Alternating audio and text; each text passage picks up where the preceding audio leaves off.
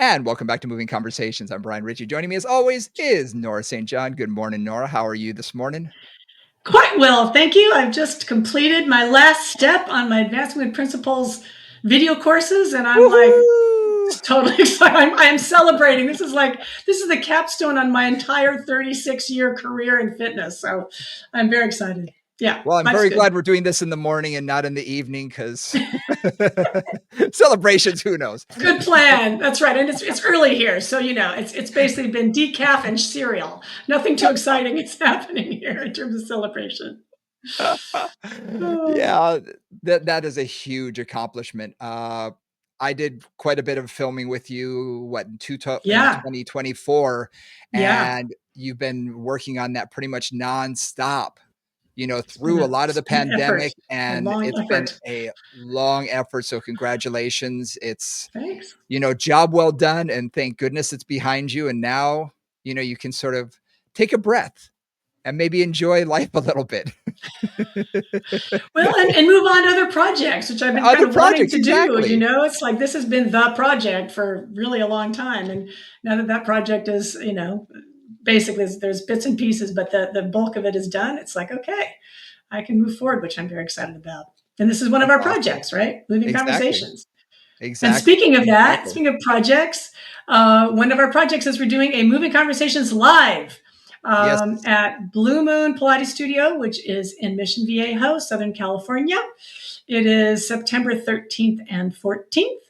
And we'd love to see you. It's Brian and I teaching together. It's going to be a really practical session on the lower Yeah. back for the whole day on Saturday, and then we're going to do a half day on the shoulder and a half day on osteoporosis on Sunday. A little bit of theory. So again, you get a lot of theory on this podcast. A little bit of theory, then a lot of exercises. So a lot of practical applications, things you can really come away with. So on Yeah. Monday, you got your client with low back pain. You will know what to do, at least Yep. maybe a little better than you did already, right? So that's our plan. And live is so much better than watching a video or something of Yeah, that nature, because if you have a question, you can ask.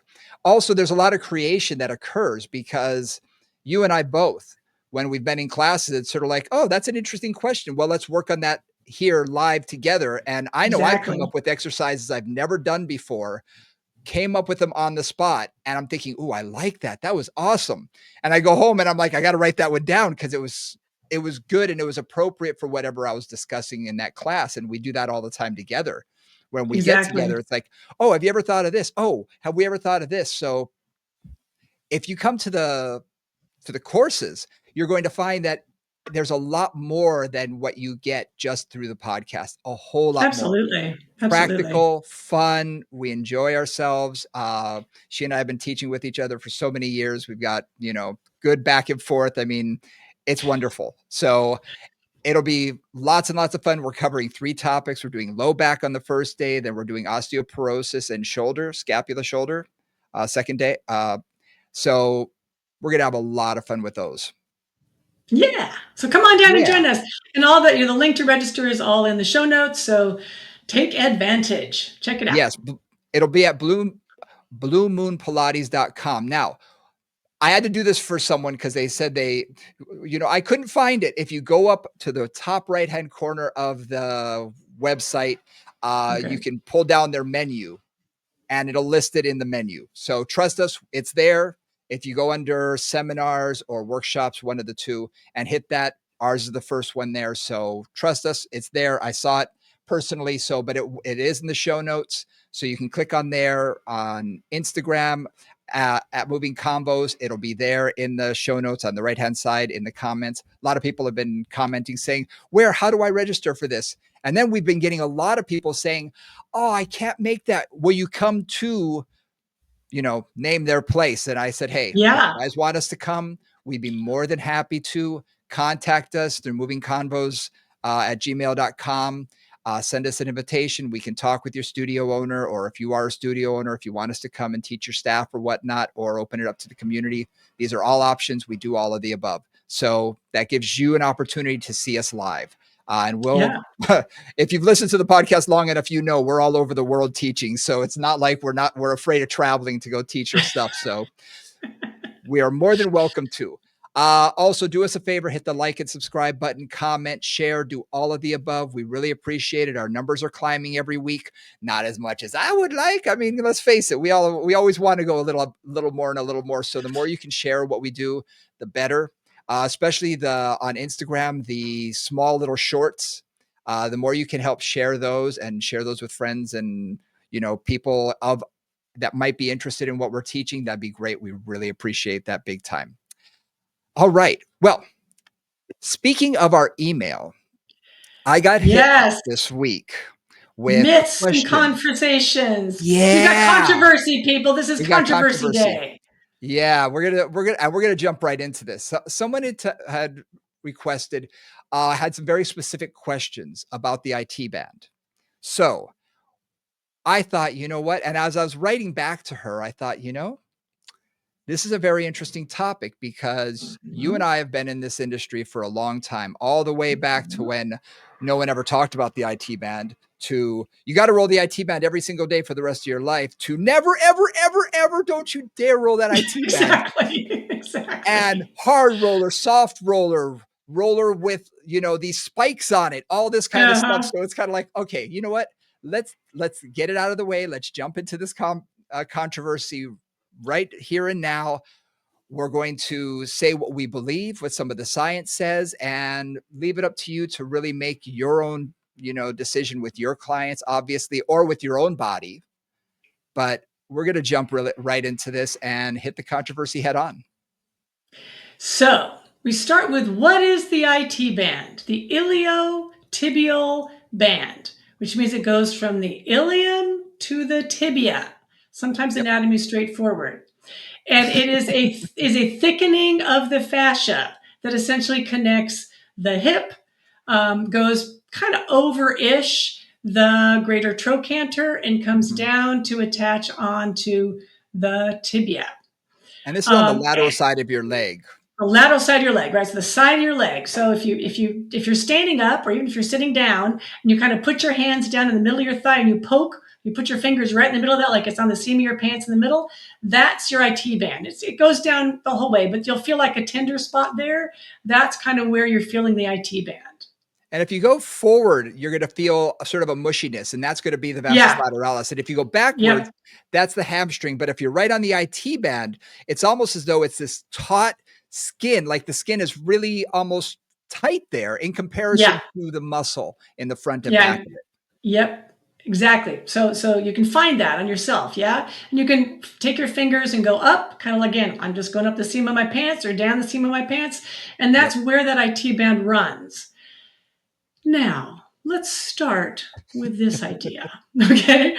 I was at a dissection course in Dundee, Scotland. That accent, you can't understand even if you speak English. Just saying. Thickest accent I've ever dealt with. Anyway, so we're in Dundee, Scotland, and we are using sort of they weren't fresh cadavers or fresh frozen cadavers, which I've worked with, but they were kind of lightly preserved cadavers, which means you can see the fascia. In the old days, when you had fully preserved with a lot of formaldehyde cadavers, which I worked with, when I was in college, the fascia kind of gets destroyed in that process, and you're often kind of taking it off to get to the muscle underneath. Roll forward several years, modern fascia science is like, well, let's actually look and see what the fascia does. And when you're working with a fresher or less preserved cadaver, you really see how the fascia interacts with the layers. Mm-hmm. So this one guy I was working on was 100 years old when he passed. So he was an old guy. And it was really interesting to see how that fascia looked. Now, this is an old guy, so the fascia is going to be a little thicker, a little stiffer than it would be on somebody who was in their 20s. But basically, it was like the whole leg was wrapped in fascia, right? So just like think about a saran wrap that was all the way around. Or if any of you have ever used, what is it called? That packing stuff that you use, like shrink wrap? Oh, Yeah, like shrink yeah. wrap, Shrink wrap. right? So look like shrink wrap the thigh. But when you looked at the side, there was this really thick, like triple thick layer of that same stuff that went all the way down to the leg and around the knee and down the whole lower leg. So it is a thickening of the fascia that already surrounds the whole leg. Just start with that. It's not like this individual string that goes from the hip to the leg. Yeah. And a lot of people when you see it in 2 dimensions, when you see it in books, when you Yep, see it or a in, you picture. know, Mhm. picture apps, all of that kind of stuff, they really make it two-dimensional, and they make it Yep, seem like it's, part of the muscle, like the muscle butts up against it. And that's just visually what the artist, remember, every time you look at something like that, it's an artist's interpretation based on yes. what they saw from another artist's interpretation, based on what they saw. So it's just regurgitating that. When I've worked with cadavers in college, as well as seen them, through video and whatnot, you can see how thick that IT band is and how you pull it away from the tissue underneath. You can actually get your fingers underneath it, Yeah. and it is tight. It is supposed to be that way. It's It, thick and it's it's thick, strong. super strong. Yeah. Yeah, if you're going after it with a, this is really grim, guys, but if you're going after it with a scalpel, it doesn't give way easily. It's very Yeah, thick and it's very sturdy. And the idea is, or at least how I've always thought about it, is the idea of the IT band is to stabilize the whole lateral leg, that's it. right? To keep basically, and it's doesn't quite work like this, but almost like to keep that femur in to the socket, right? It's like holding it in from the outside and Mhm. stabilizing both the lateral hip and then also even the lateral knee to Yes. give it more strength and more support. And that's its job. And it's an important job. It's not like this is a useless thing that's happening here. I've said that for years, that it's a stabilizer. It is Yeah. there as a stability mechanism in our leg. And really, that's what it's there for. It's there to help support the hip and support the knee. It's like a steel banded cable running on the outside of a structure. It's there to support the structure and hold it in place. And Yeah. that's really its job, if you think about that. Yes, it is there for muscular attachment. Muscles do attach to it. It's there to provide some structure for that. But in general, it's there for support. And one thing that I like to mention about it is there are two muscles that attach directly to it up at the Mhm, top of it. One is the gluteus maximus, and one is the tensor fascia lata. So one is in the back of the hip, one is in the front of the hip. mhm, And one of the things that I sometimes say about that is you've got the gluteus maximus is a big, strong muscle on the back of the body. Tensor fascia lata is not very big on the front of the mhm, body. So when you think about fascia and you think about forces moving through fascia, you have pretty unequal forces moving through kind of the front, if you will, of that band and the back, if you will, of that band. And a lot of times that can create an imbalance in terms of just the forces going through it. That can create mhm. tension or stress in different kinds of ways. Anytime you have an unequal pulling of a Right. structure, Yeah. you're going to have a little bit of that. You're going to. Yeah. But remember that if you look at it from a point of view of movement, okay, Yeah. it's really crossing multiple joints. It's not something that's just from one thing to another. It's going from your Yeah. ilium way up on your hip, the highest point of your ilium, going down sort of at an angle towards your greater trochanter, then shooting down your thigh, the lateral part of your thigh, crossing the knee. And if you think about it, it is affecting multiple joints there. It's not just something that is affecting one. So it's going to be pulled in multiple directions every time you move, every time you squat, every time you kneel. Anytime you're really using your hips or your knee, it's going to be pulled in one way, shape, or form. So a couple things about that. One is it will, like we talk about our fascia suit sometimes, building our fascia suit. If there is an instability in the hip or an instability in the knee, it will often thicken up to stabilize that area more, right? That's kind of a lot of times what it does. And in that thickening up or in that just working on that, sometimes what'll happen is it'll get a little bit sticky. Brian mentioned you can kind of put his finger underneath it and separate it from the muscle right below it. But sometimes you'll feel like it just gets kind of stuck to the essentially the vastus lateralis, the lateral quadricep Mhm. muscle that runs underneath it. And then one other little piece of that is part of the IT band attaches to what's called the intermuscular septum, which goes between the vastus lateralis and the hamstring. So it really interacts with that entire lateral leg and all the muscles on both sides. And again, if you think about the hamstrings and the quads, they do two different things at two different times. So they're also going to create some different pulls on that area. This is I And know it's a lot of anatomy, guys, so just be patient here. Yes. yeah. And this is all going to not only make sense, you're going to understand a little bit more about the reasoning for doing things like release work and stretching and all of the things that we're going to jump into the controversies in a minute. But something that I want to reiterate that Nora just said is that IT band is on top of the vastus lateralis. It is actually moving. Those structures, if you're seeing me on YouTube, those structures are actually moving one on top of the other. There's a slide and a glide with Yeah. those. They're not, as people would see in a picture, everybody sees the vastus lateralis looks like it's butting up against it, like, oh, it must attach to it. No, It's like it's they're, stuck to it, but they yeah, have to move independently. they need that independent movement. And Yeah. without that, that's what can cause issues. That can start causing, issues with the knee, issues with the hamstring, with the quadricep. And those little fascial adhesions, as Nora was talking about, can sometimes adhere that IT band, especially to the vastus lateralis. I just find, I'd Yeah. say about 80% of the people I work with, 80 to 85%, it's more vastus lateralis than it Yeah. is Yeah. hamstring. So Yeah. Yeah. I don't Yeah. know if you've Absolutely. discovered the same thing, but that's usually what I'd I've say that. discovered. Yeah. Yeah. So with that in mind, the reason we wanted to do this is because, again, as Brian said, we've been doing this a long time. And I mean, I actually started Pilates not long after foam rolling started, which is slightly Yeah. frightening.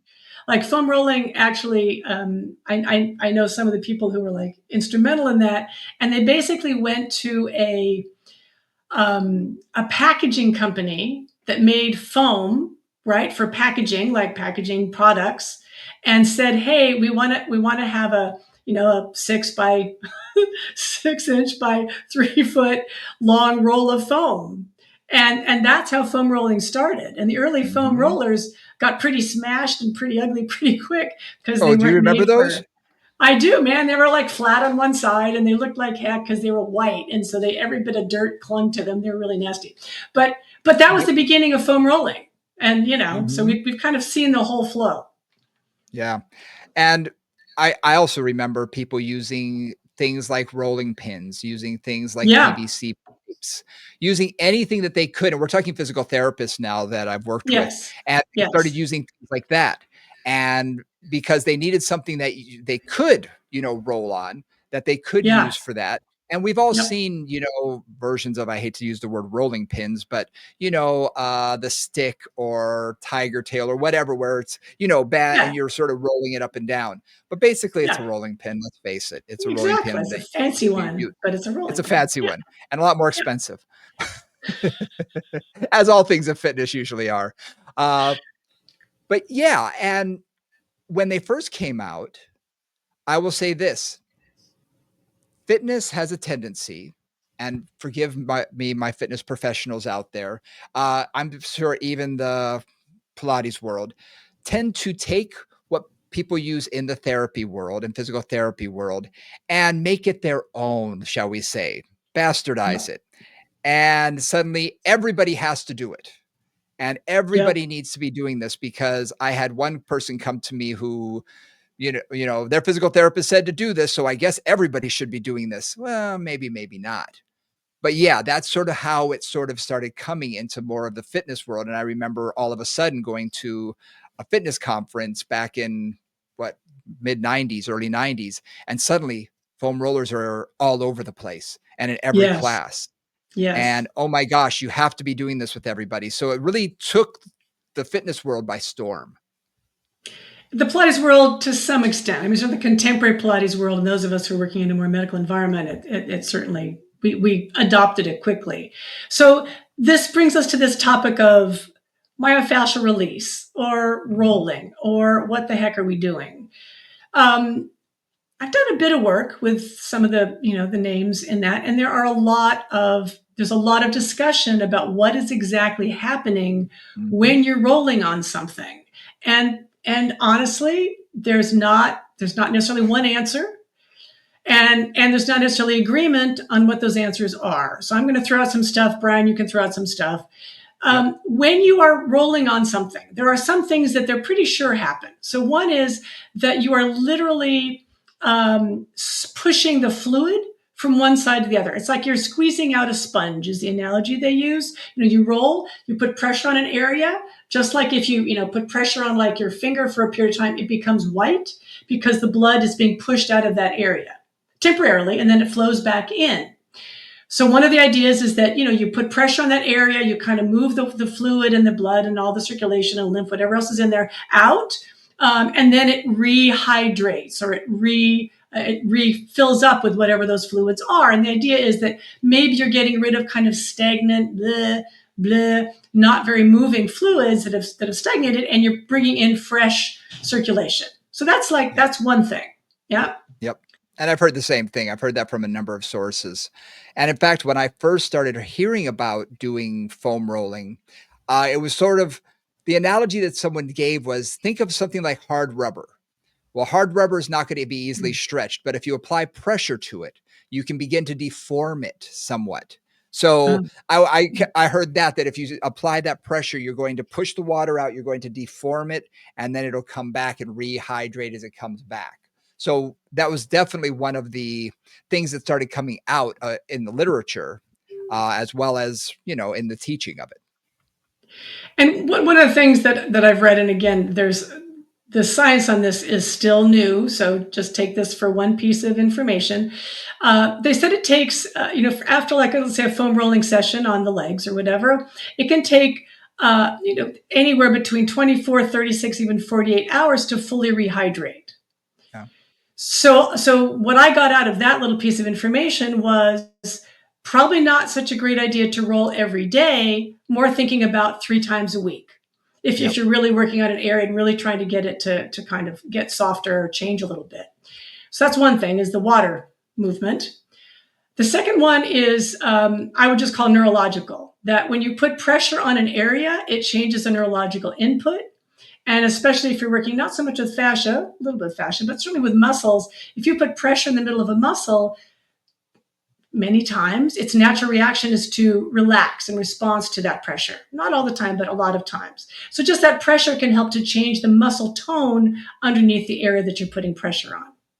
Now, I will say one caveat to that. From Yeah. what I've discovered, too hard of a pressure, too Creates uncomfortable of a pressure resistance.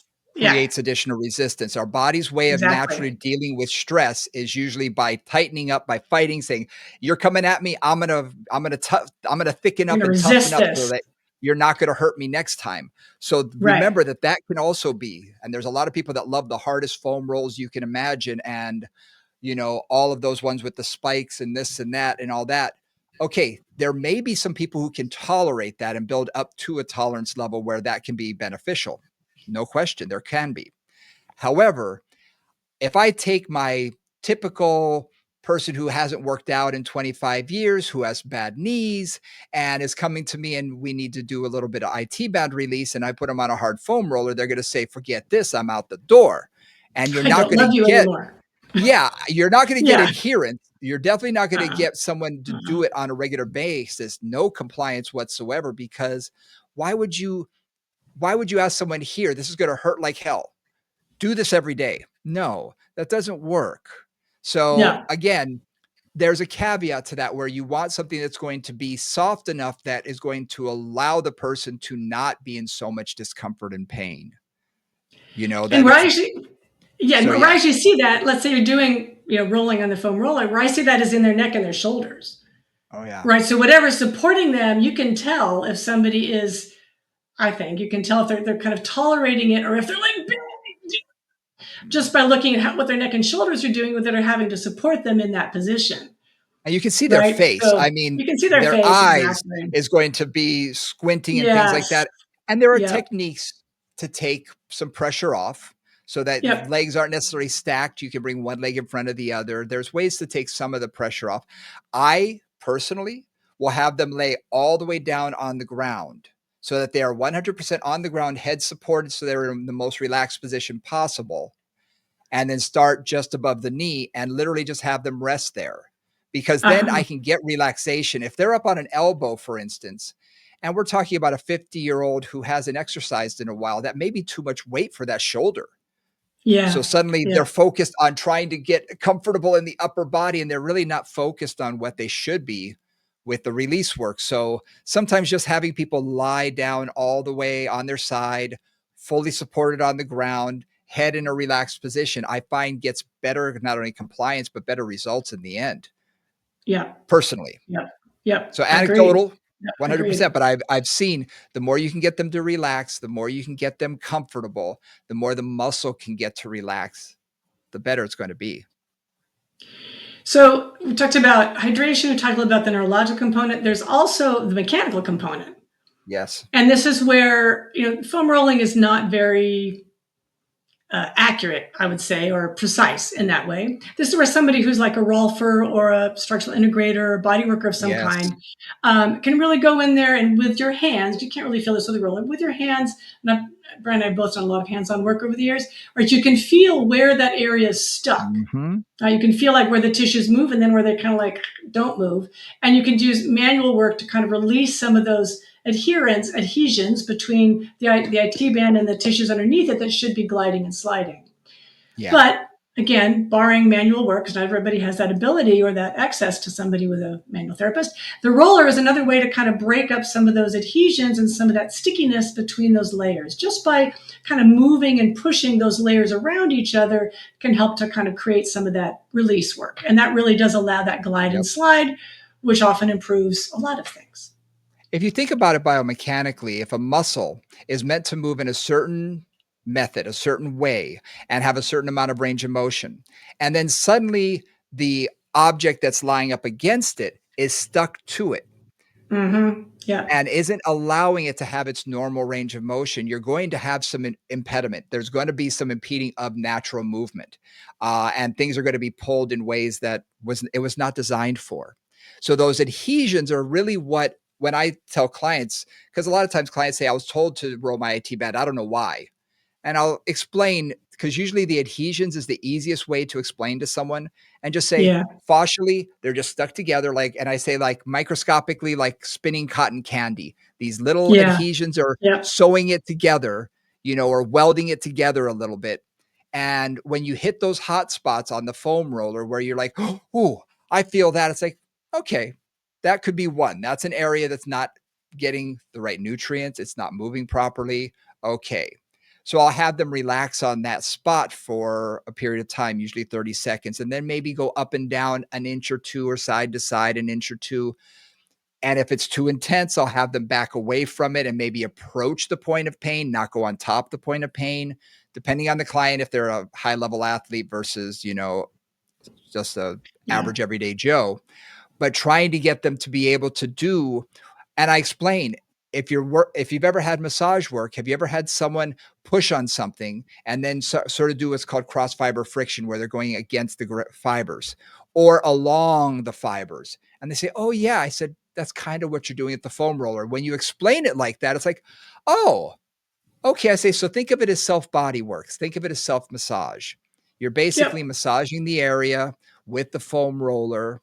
So, someone isn't necessarily having hands on and they go, "Oh, it seems to make sense to them." It just gets them to, again, for me, compliance is very important, that they're going to be able to do it on a regular basis. But when you explain it, they understand the reason why they're doing it. It's not just do this, but no explanation. So I find that those explanations usually sink in for my clients. So bring this back to one of the things that I find again. So why do we foam roll on the IT band, right? So one of the key things that I find, and the reason that I use it probably more than anything else, is for knee health. Yes. So one of the things that I find is, Brian mentioned that IT band often sticks to the vastus lateralis, right, our lateral quadricep muscle. If you tighten up your quads, and you can, do this where you are, just squeeze your quads and you'll feel like your patella goes up and down, right? Up and down. When you tighten your quads, it goes up, and then you relax, it comes down. Um, I think about the vastus medialis and vastus lateralis as being like reins on a horse's head, and the patella is the horse's head. And ideally, you want that patella tracking straight through that group. So when you tighten up your quads, it should come ideally straight up towards your hips. that's a well tracking patella, and that will decrease Ideally. stress. Ideally, right? That will decrease stress as that patella goes through the groove, which it does like a billion times a day, right? For 10,000 steps, that's 10,000 slides of that patella through the groove. So if the vastus lateralis is stuck to that IT band and that whole lateral side of the quadricep is over stiff and not moving well, it will laterally track that patella. The patella will literally move sideways when you contract your quadricep. Yep. And over time, that will cause or can cause wear and tear of the synovial membrane in the bottom of it, the cartilage on the back of the knee, can cause arthritis, all kinds of other things. And knee pain, just basic Yep. old chondromalacia patella or patellofemoral dysfunction. That's oftentimes caused by an imbalance. Again, overactive vastus lateralis, underactive medialis, and sometimes that can come from a tight IT band, or at least that's part of the story. Mhm. Absolutely. And I find when you have that lateral tracking and the IT band is tight. Okay. Coming from Hawaii, I've worked with a lot of people who do Ironman Mm, races, yeah, marathons. The Honolulu Marathon was a huge one that everybody wanted to do. And I worked with a number of people who, after training for a period of time, 2, 3 months, especially people who I've never run before, I'm going to go do a marathon. yeah, And they contact me, my knees are killing me. And I'll give them about 3 exercises. And yeah, one of the things is releasing the IT band, especially, and I say, don't just go straight on it. Like if you're at 12 o'clock, roll forward. So you're more on the vastus lateralis yep, and find those hot spots. And I say, if it's a knee issue, most of the time, it's going to be closer to the knee where they're going to have those adhesions. I find a lot of times, especially yep, right above the knee joint, there's a tender spot. And with clients who have knee problems, a lot of times I can go right there, boop, and they're going, oh my gosh, yes. It's a spot that once you know it, you know it. And it gets really, really tight that if you get that foam roller in there and can really get that to release, the pain begins to subside fairly quickly on these people. And then exactly. you try and get the vastus medialis to fire, the vastus medialis oblique to fire, the glute med to fire. You get all of that firing as well. But that release work can be instrumental to getting that kneecap. And again, even to track just slightly back to medial. It doesn't have too often. And if you don't agree, please let me know. Too often, I find we are very black and white, instead of, in the middle. So a lot of people are going to say, oh, it should be perfectly straight. Or if it's at all moving to the side, you're going to have pain. Well, guess what? I've got big vastus medialis because I was a cyclist and I still have some lateral tracking issues, but I have no knee pain. So Right. guess what? Me too. It's not Yeah, me too. it's not bothering me at this Right. time. Yeah. When I've had knee problems in the past, I roll it, I do certain things, and it does come back. And sometimes it just has to come back a little bit, Yep. and it can make a huge difference. And that's this concept of reciprocal inhibition. In other words, if that whole vastus medialis and the IT band are too tight, they won't actually let the vastus medialis fire. Yeah. Right? Because if you're too tight on one side, like if your hamstrings are too tight, it's going to be harder for you to do other things. So that's just classic. You just want to get that area moving enough. And again, it can just be micro. It doesn't have to be a lot, but just enough to let that tracking improve slightly and let the balance get a little bit better. And oftentimes knee pain goes like whoop. Yep. So this is where the controversy kind of cracked me up. So we're getting into controversial territory now. I think if we haven't already, we're opening up the can of worms now. Yep. Um, when I because I've been doing this for 30 odd years, and with all of my knee clients, they get lateral rolling or release work, however they can manage that, and they get vastus medialis strengthening. Like those two things are always key.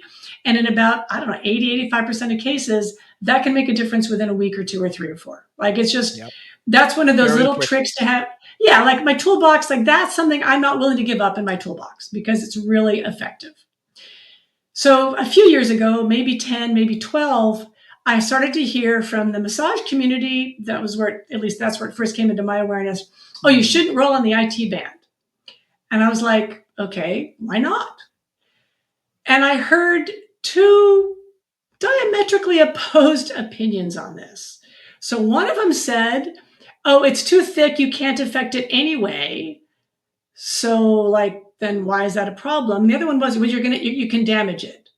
Yep. And I'm like, "What's One of the like, two. Yeah. where are we living on this?"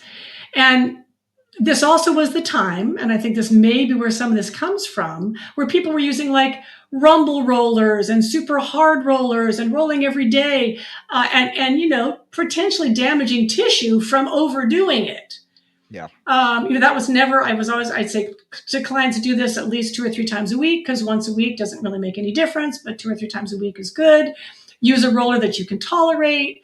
Roll for, like, I don't know, not more than a couple minutes. Just boom, boom, boom, boom, boom, boom, boom, back and forth for a couple of minutes. You're done. Yep. And I never, ever, ever, of all my many clients who've done this, had any issues at all with IT band damage or anything else. But again, I was doing it very moderately. Mm-hmm. And in Pilates and in fitness, we tend to go, if a little is good, especially if you're a type A type, which many of our clients are, more is better. And that's where the problem comes in. Like, this does not need to be done every day. It does not need to be done for No. 45 minutes. Like, don't binge your foam roller. Yeah. Yeah. Yeah. It's very, very common for people to, if a little is good, a lot is better. And I've heard those controversies so many times. Mm-hmm. And it was interesting because, again, it's the pendulum. It swung all the Yeah. way to the left of, you got to do this all the time, all the time, all the time. And then it swung all the way to the right. Never do it again. Never do it again. And what I would always bring up is I'd say, okay, let me just ask you a question. Millions of physical therapists have been giving foam roller exercises and release work for the last 20 years. They're getting results. They're not causing any injury. Are you sure we shouldn't be doing it at all? And when I say that, they don't know how to come back to it. I say, now listen, I do agree. I once stood in front of a group. I remember where I was. I was in Seattle. A very famous foam roller company gave out those foam rollers that have nothing in the middle, so you could travel with them and everything. And everybody got one. And I see this room and a bunch of people. I'm going to teach a class on the knee. A bunch of people are rolling on it. I'm watching all these people. And so in the middle of class, we were going to talk about the IT band a little bit. I said, I see all these foam rollers. How many of you foam roll your IT band every day? And everybody's hands went up. I said, wow, okay. Oh, And how many of you yeah. do it, not only every day, but have been doing it for like the last 2-3 years? And every hand went up. And I said, don't you think it should be released by now? Yeah. And you could see everybody's face dropped. Yeah. And I said, so let me ask you, maybe how we're doing it is Mm. wrong and not that we're doing it is There we wrong. go. Exactly. Exactly. Technique rather than going to the extreme and saying nothing. Again, I use a softer foam roll. I have people sit on a spot. I don't have people just roll up and down, up and down, up and down. Hold a spot for 30 seconds. Do a little bit of cross fiber friction or, longitudinal, and then relax and then get off of it. Move up a little bit. You know, the example I often use, and I don't know if this will work for you, but I say, imagine your IT band is a rubber band sort of thing with a lot of knots in it. Okay. Mm. Well, more knots you tie, the tighter it's going to get for the same length. Now, if I loosen up just 3 of those 20 knots, it loosens up a little bit. So, guess what? If I can just release a couple of those adhesions, things are going to loosen up with the vastus lateralis. Things are going to start moving a little bit better. And as it moves a little bit better, I get better quality of movement. And I don't have to release them all in one day or in 1 week. And I don't have to do it with the hardest foam roller. I can sneak up on it and do a little at a time. And it was interesting to watch this group, just their mouths just dropped open. And I said, just something to think about. Just something to think about. And I moved on because I knew it was a controversy and I knew I'd be getting 30 questions right then and there. And we may get it from today's episode, but these are some of the things we hear. So I say it's not that you're foam rolling, it's how you're foam rolling. Well said. Well said. And I think that's just a perfect example right there. I loved everything you just said about just moderation because one other thing, remember I said at the very beginning of the podcast that part of this is hydration and rehydration or dehydration and rehydration. And it takes like 36 to 48 hours for it to fully rehydrate. Yeah. You don't want to keep dehydrating that tissue. Like you don't want to just keep pushing the water out. You want to, let it come in, let it go out, let it heal and take its time. That's one thing. The other thing too is, and I say this about all myofascial release work because I've also done a whole lot of hands-on work. Like let's say I'm working on the IT band. I'm going to find a spot. It's tender. I put the roller on it, or I put my hands on it, or whatever I'm doing. And when I first start, I always say like you put your pressure on it, and it feels like it feels icky, right? You feel like tightness, Mhm. stickiness, sharpness, whatever it is. And then ideally after a few minutes of whatever you're doing, or a few moments, even seconds of whatever you're doing, that sensation eases up. Mhm. If that happens, that means you have had a reaction in the area. That may be all the reaction you need. Mhm. Right. So it's like, sometimes when you roll, like if I'm rolling on my hamstrings, I don't usually feel very much on my hamstrings because they're just not very sensitive. But sometimes I'll have a tight spot because of something I've been doing. So I release that tight spot, and maybe I don't really need to release my hamstrings for 6 more months because I haven't done anything to irritate them. Yep. The IT band, it's the same thing. It's like if I really want to change that, and if I can roll on the IT band and not get much of a reaction, it's a healthy IT band. Step away. Yep. Like you don't need to keep rolling that. If then something starts to come up again, you may try it in a week or try it in a couple of weeks. Oh, it's a little tight. I'm going to release that bit. That's all you need to do with foam rolling. It doesn't Mhm. need to be like I'm going to do my whole body every day just for preventive maintenance. That's not really what it's designed for. It's designed to release specific issues and then let them kind of settle down, calm down, and heal. I wanna talk about one thing here. Does everybody need to roll their IT band? And this is something that exactly. Nora Oh, shaking your head, no. no. Absolutely not. And the reason I say this is right now, my knees are fine. I'm not having any issues. Am I rolling my IT band a couple times a week? No. I don't even think about it. If they start bothering me, sure, I'll start doing it because I know my knees well enough. Now, when a client comes in to see me, I put them through an assessment, and one of them is called the Thomas test. You can look it up online. We'll briefly explain it here. Lying at the edge of a table, bring both knees into their chest. While holding on to one, keeping their pelvis still, you're going to lower the opposite leg down toward the ground in front of you. Now, if that leg externally rotates out, or that knee shoots out toward the side as it goes down, chances are it's a tight IT band. Okay, that's often what we're going to see is that rotation and lateral shift of the leg And as it goes down, abduction. Yeah. Yeah. abduction. But guess what? There have been a number of people that I put that in, and that leg comes straight down. Their IT band's not tight. Right. Remember, it is a stabilizing structure. It needs to have some tightness. It's not supposed to be stretched out, to be loosey goosey. We don't want that. We need that structure. If I'm holding up a pole with 4 steel cables, the last thing I want to do is release one of those cables to the point where it's not giving structure anymore and not giving support, because that is going to come down eventually. So I remind myself of that. It's like, look, if they need it, they need it. If they don't, they don't. Move on. Exactly. So keep that in mind. Not everybody needs it, and not everybody needs it for the rest of their life.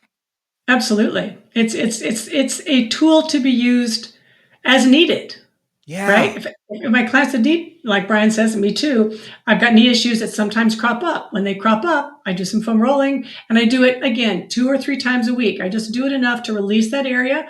Once that kind of original sharpness comes down to what I think of as kind of a more normal level, I don't roll for a while. Yep. And then, maybe I do something crazy, my knees get irritated again, I'll go back to rolling. This is just, again, moderation. And it's very Mhm. hard for us as humans to do moderation because we just like to do the same thing all the time. It just makes We us feel want to. better.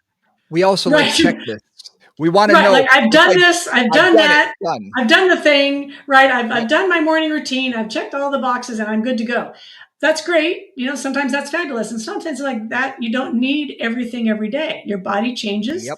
the stresses on it change, and use the tools as you need them. But Yep. with that being said, I do want to make a plea for, if it's necessary, it can make such a big difference on somebody with knee pain.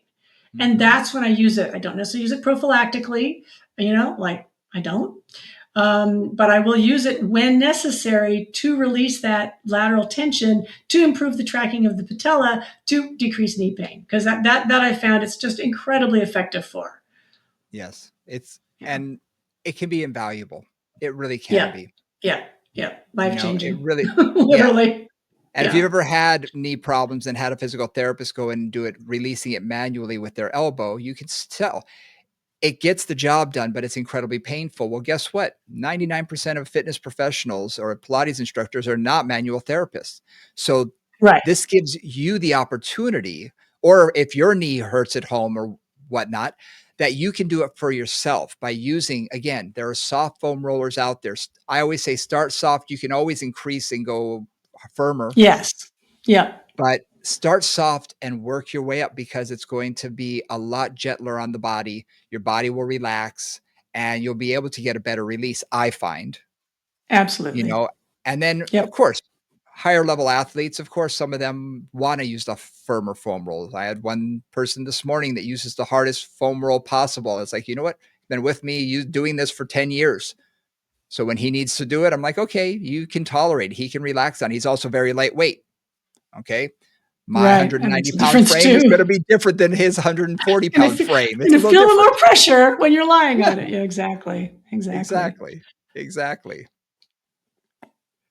So this was a definitely a topic that I wanted to bring up because I think it's important for us to realize that there's a time and a place for all these techniques. Yep. Exactly. And when done right, when done correctly, and when done for the appropriate amount of time, Yep. it can be incredibly beneficial. But again, not everything has to be done every day. Not everything has, like you said, I think in general, foam rolling 2 to 3 times a week is perfect. It's the right amount. Soft foam roller, hold a spot for, 15 to 30 seconds, then maybe a little movement around it for, to break up the tissue a little bit, and then get off of it. You don't need to beat it up. No, you don't need to suffer. And Right? I'm going to throw another controversial thing out there. Those massage tools that they're now calling, you know, recovery tools, like we call them Tepotman devices in massage, that Yeah. basically hammer on it. You're talking about those vibration machines, bang, bang, bang, bang, bang, bang, Yeah. bang, Yeah. Yeah. The trigger thumpers. point and thumpers and all that Yeah. kind of stuff. Those type of things, I'm not a huge fan of for IT band and whatnot, because I think you do more damage to the muscle than you actually do good, especially for the novice. I would trust Nora to do mine with no problem. She's a manual therapist. She knows what she's doing. I worked as a manual therapist. I know what I'm doing. We've been trained in using devices like this. Use them Yeah. sparingly. I don't know how Exactly. many people use them much more than a couple of minutes per hour-long massage, or Right. session. So just be careful. They basically say, "Oh, these are to warm up the tissues and things." But let's face it, I see people using them at the gym all the time as a recovery tool to try and beat out the muscle. Not a fan of abusing the muscle personally. I don't think it's Right. that Right. beneficial. Exactly. No, I agree with you because I played with those a bunch because I played them some a long time ago when I was really doing manual therapy, and then I'm kind of like, Mhm. oh well, what's happening with these things, and it's like I personally find rolling to be as or not more effective in terms of actually changing the tissue quality, Mhm. as I have those. Occasionally, they're the right thing. Like if I've really got like a Yes. nodule in an area, if I've really got some gook built up or some real scar tissue kind of built up, it can be pretty helpful. If Yes. that's not happening, I don't know what I'm not sure. I'm with you. Anyway, I'm with you. They're not my favorite tool. I use them again sparingly when they're necessary, and that is again Yep. in an area where I feel a lot of like a real knot. But just as a general overall tool, I find foam rolling actually be more effective. Yep. I think the hydration, dehydration of a whole area is more effective than just that vibration piece, or in my Yeah. experience. And again, I that's just my take. 100% agree. So I just wanted to throw that out there again because there are a number of people who believe that those things are Yeah. the end all be all. But again, a lot of times in the fitness world, we have a tendency to jump on a bandwagon quickly and then jump off it just as quickly. So it's one of those hot things that's at our conferences and whatnot. So just wanted to bring it up, just throw it out there, you know, another controversy. So we might be able to talk about that some other time.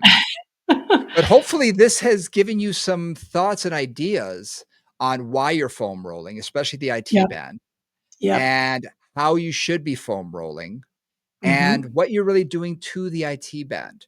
And remember, Yeah. it is a thick band of connective tissue. It is not something that can be stretched. That's another controversy. You cannot stretch an IT band. It is not muscle.